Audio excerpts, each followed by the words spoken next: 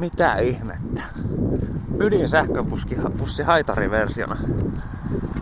Morjesta. En oo ennen nähnyt, että tolla ois ollut tuolla Följellä tämmöstä. Täällä me ollaan Salossa. Salossa on Följin haitaripussi. Onkohan tää on joku täysin uusi? Mä en muista, että Följillä ois ollut mitään tämmöstä pussia. Joo. Kyllä vaan, kiinalainen sähköpussi täällä on tyhjillä. Täällä on ovekki. Ovet on... En mä muista, että Turussa olisi ollut haitaripussi. Joku tietää kyllä. Kyllä mä sen sit tuolta saan tarkastettu. Kyllä siinä on näköjään kamera, kun katsoo, että kuka tulee ovesta sisään tai ulos. Ja tolleen noin.